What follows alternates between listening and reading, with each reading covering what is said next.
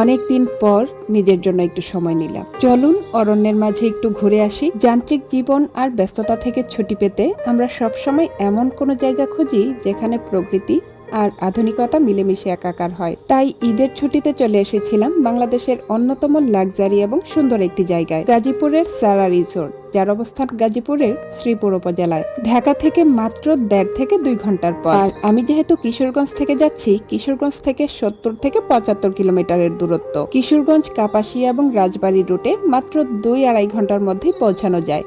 আমরা কিন্তু অলরেডি পৌঁছে গিয়েছি। রিসেপশনে যাবতীয় ফর্মালিটিস পূরণ করার পর এরই মাঝে আমাদেরকে ওয়েলকাম ড্রিঙ্কস দেওয়া হয়েছে। আর এই রিসোর্টের নিজেদের বাগানের ফল দিয়েই এই ড্রিঙ্কসগুলো তৈরি করা হয়। কেউ কি বলতে পারবেন এটা কিসের ড্রিঙ্কস? বাসা থেকে আমরা 9টায় রওনা দিয়েছিলাম আর 11টার মধ্যেই রিসোর্টে পৌঁছে যাই। এদিকে আমাদের চেক ইন টাইম ছিল দুপুর 2টায়। যেহেতু আমরা 3 ঘন্টা আগে পৌঁছাই, তাই ভাবলাম এই সময়টা একটু কাজে লাগিয়ে ফেলি। আমাদের রুম রেডি হওয়ার আগে আশপাশটা একটু ঘুরে দেখার কাজে লেগে পড়ি। আর একটু সামনে এগোতেই বিশাল এই মাঠটা চোখে পড়ে। জানলে অবাক হবেন, প্রায় 200 বিঘা বা 70 একর বিশাল এলাকা জুড়ে এই রিসোর্টটি বিস্তৃত। এখানে আমি ওদের কিছু ফটোশুট আর ভিডিওগ্রাফি করছিলাম। ওরাও সুন্দর সুন্দর পোজ দিচ্ছিল। চারদিকে সবুজের সমারোহ, বিশাল লেক আর আধুনিক স্থাপত্য শৈলী চোখ জুড়িয়ে যাওয়ার মতো। আর আমিও লেকের পাশে দোলনা পেয়ে ছেলেবেলায় হারিয়ে গেলাম। এখানে থাকার জন্য আছে রাজকীয় নকশার ভিলা, ওয়াটার লজ আর পর্যটকদের প্রধান আকর্ষণ রাজা ভিউ টাওয়ার। এছাড়াও মাড হাউস বা মাটির ঘরও আছে, যারা একটু গ্রামীণ আমেজ চায় তাদের জন্য। আমরা অবশ্য মাড হাউসেই থাকবো। ঘন্টাখানিক এদিক সেদিক ঘোরাঘুরি করার পর রিসেপশন থেকে ফোন আসলো আমাদের রুম ক্লিন হয়ে গিয়েছে। আর রিসেপশন থেকে গাড়িটা আসলো আমাদেরকে রুমে পৌঁছে দেওয়ার জন্য। এটাকে কি গাড়ি বলে আমার ঠিক জানা নেই, আমি টমটম বলেই চালিয়ে দিলাম। যাওয়ার পথে বাচ্চাদের এই প্লে জোনটা দেখে আমার মেয়েরা পারলে সেখানেই নেমে যায়, কিন্তু আমাদের কিছুটা ফ্রেশ হওয়ার দরকার ছিল। আর এরই মাঝে আমরা আমাদের কটেজের সামনে চলে আসি। আমরা এখন অবস্থান করছি মাড হাউসের সামনে। আর মাড হাউসের 616 নম্বর রুমটা ছিল আমাদের। ছোট্ট একটা রুম ট্যুর দিচ্ছি। রুমটা সুন্দর, গোছানো, পরিপাটি, সাথে ওয়াশরুম। একটু চেক করে নিলাম ওয়াশরুমে প্রয়োজনীয় সবকিছু দেওয়া হয়েছে কিনা।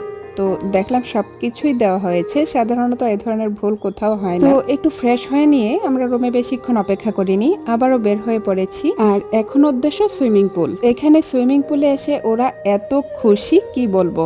প্রায় ঘন্টাখানেক এই পানির মধ্যে কাটিয়েছে। যদিও সকালবেলা বাসা থেকে সবাই গোসল করে এসেছিলাম, তারপরেও এখানে এসে আবারও গোসল করেছে। আমার এই পিচ্ছিটাকে তো পানি থেকে উঠাতেই পারছিলাম না। সুইমিং পুলে সাঁতার কাটার পর সবারই একটু ঠান্ডা ঠান্ডা লেগে গেছে। রুমে এসে আমি 1 কাপ কফি খেলাম।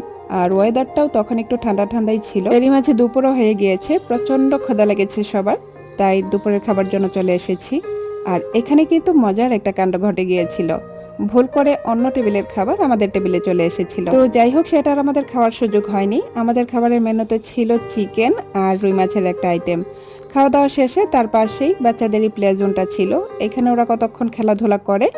আর এইখানে আমার মেয়ের সাথে আরেকটা পিচ্ছিকে দেখতে পাচ্ছেন, সে কিন্তু আমাদের সাথে না, অন্য আরেকটা পিচ্ছি। এখন তাদের দুজনের কেউই দোলনা থেকে নামবে না, তাই তাদের দুজনকেই একসাথে দোলনায় চড়াতে হয়েছে। ওদের খেলা শেষে রুমে গিয়েছিলাম।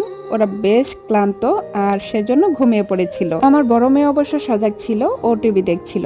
তাই ওদেরকে রুমে রেখে আমরা দুজন একটু আশপাশটা ঘুরে দেখার জন্য বেরিয়ে পড়েছিলাম। আর এই সময়েই আমি আমার জীবনের প্রথম কোনো দুঃসাহসিক অভিযানের অংশীদার হই। 6 তলার উপর থেকে জিপ লাইনে অংশগ্রহণ করি, প্রায় 2 কিলোমিটার রাস্তার। আমার ঠিক মনে নেই, তবে যতদূর মনে পড়ে 2 কিলোমিটার রাস্তা ছিল। সত্যি কথা বলতে উপরে ওঠার পর কিছুটা ভয় লাগছিল, কিন্তু যখন আমাকে ছেড়ে দেওয়া হয় তখন এতটাই ভালো লাগছিল যে আমি মুক্ত পাখির মতো 2 হাত মেলে দিয়েছিলাম। আর এটা ছোটবেলা থেকে আমার একটা ইচ্ছে ছিল। আমার হাজবেন্ডকে বলার পর তার উৎসাহেই আমি এই অ্যাক্টিভিটিসটাতে অংশগ্রহণ করি।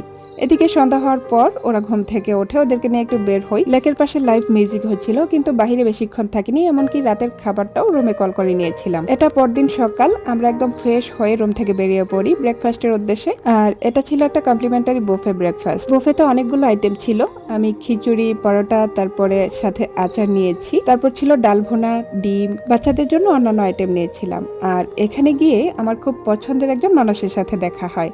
আপনারা হয়তো বা অনেকেই চিনবেন যারা অনলাইন কেনাকাটা করেন। কালার ক্রেজের ওনার স্বর্ণা আপু। কিন্তু খাবারের সময় বলে ওনার সাথে আর কোনো ফুটেজ নেওয়া হয়নি। খুবই অমায়িক একটা মানুষ। জিজ্ঞেস করার পর খুব হাসি খুশি ভাবে কথা বলেছে। খাওয়া শেষে ওদেরকে নিয়ে যাই সারা ক্যাম্পের দিকে। আর এটা বাচ্চাদের খুবই পছন্দের একটি জায়গা এই রিসোর্টের মধ্যে, কারণ এখানে বাচ্চাদের অ্যাক্টিভিটিস করার মতো অনেক কিছু আছে। আরিশা প্রায় সবগুলোই চেষ্টা করছিল। আইজা চেষ্টা করছিল আরিশার সাথে সাথে, কিন্তু ও সব কিছু পারছিল না। তারপরও সে চেষ্টা করে যাচ্ছিল।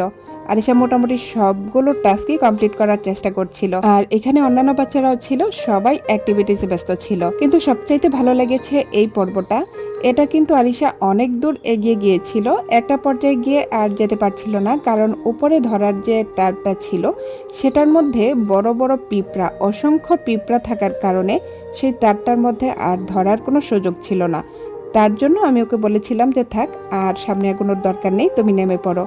এই কারণে ওকে আর এই টাস্কটা কমপ্লিট করা হয়নি, নেমে পড়তে হয়েছে। ও তো কোনোটাই বাদ দিতে চায় না, সবগুলোই করবে। মাশাল্লাহ বলে দিবেন আমার মেয়েটাকে।